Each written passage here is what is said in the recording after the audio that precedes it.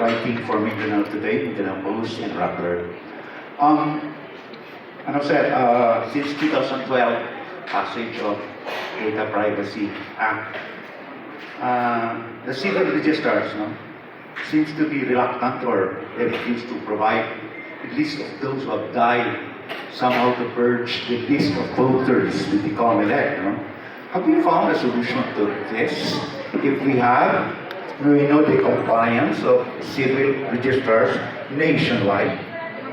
Sir, nasa Republic Act 8189 po, ang bawat civil registrars, lahat ng syudad at munisipyo ay kinakailangan mag-submit on a monthly basis ng lahat ng namatay na mga botante doon sa kanyang area of jurisdiction. So halimbawa po yung Cagayan de Oro City, yung civil registrar ng Cagayan de Oro City ay kinakailangan mag-submit pa sa katapusan itong Agosto ng lahat ng namatay sa buwan ng Agosto. So sure po yun, matatanggal yun ng election registration board natin. Ang ERD po, baka po kasi akala ng iba, ang COMELEC lang ang may diskresyon sino ang papayagang marehistro at sino ang hindi. Hindi po. Sa batas po natin, sa Republic Act 8189, yung tinatawag na Continuing Registration Law, meron pong tinalaga, Election Registration Board, na tatlo ang miyembro. Una, ang COMELEC po ang chairman nito. Pangalawa, ang civil registrar. At pangatlo, ang supervisor o superintendent po ng mga guro doon sa area, sa municipality o sa syudad. At sila po ay, ang pagboto nila by majority. So kung halimbawa ang local COMELEC namin ayaw aprubahan yung mismo nag-a-apply, pero gusto ng dalawa, talo po kami. So yan po lagi, they always rule by a majority. Ngayon po, alam ko po ang concern ng lahat. Bakit may mga botante na namatay na, hindi po natatanggal ang pangalan sa listahan? Ang kadahilanan po ay sapagkat may mga botante tayo na taga Cagayan de Oro City halimbawa, biglang pumunta sa Lanao, sa Marami, biglang doon po namatay. Tanong, mag-i-issue ba yung civil registrar ng Marawi papunta dito sa COMELEC ng Cagayan de Oro para i-certify na namatay yung taong taga Cagayan de Oro? Tanong, sagot, hindi po.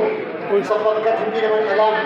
Kaya po, madami tayong mga kababayan na hindi pa rin natatanggal ang pangalan sa listahan kahit na namatay na, sapagkat sila po ay namatay sa lugar kung saan hindi sila doon nakarehistro.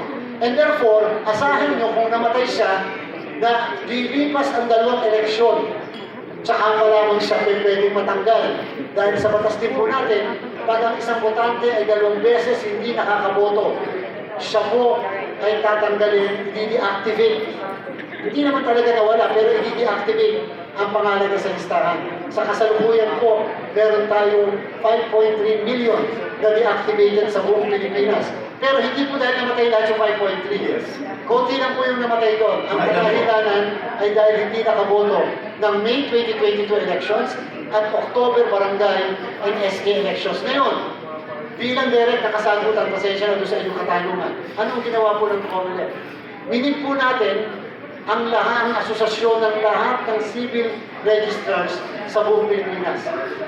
Pag po kasi ang COMELEC ay humingi ng certification para sa lahat ng namatay sa buong Pilipinas, meron pong budget, meron pong bayad. Di bayad po, hindi po papayag kasi po meron po tayong civil registrar general eh. Ngayon, ang ginawa po natin, minitin po natin sila. Ang sabi natin, paano kung magawa na lang kami ng isang platform? At sa bawat araw, ilalagay nyo sa platform na yan, sino ang namatay. At ang COMELEC na ang magpo-forward sa local COMELEC namin, oy, namatay na si Pedro dyan sa bayan mo, namatay si Juan dyan sa bayan mo. Ibig sabihin, yun po, kaya lang hanggang sa kasalukuyan, alam niyo po kasi, ang mga civil registrars ay under po ng local government.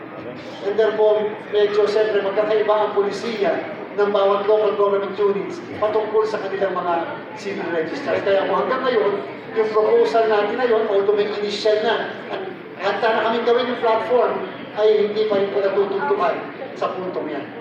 Mga ilan po ang estimate natin yun? Yung namatay na nasa listahan pa? Ay, siguro po doon sa 5.3 million, base sa naging report sa atin, hindi, mga 300,000 lang naman po yung mga namatay ngayon. 250 to 300,000. Ang madami po talaga hindi nakaboto ng magkasunod na elections. Tingnan niyo po, yung nakaboto noong nakaraang May 2022 ay 82.5% ng buong registered voter. So kung meron po tayong at that time, kung meron po tayong more or less 65 million na botante, 82.5% po ang nakaboto.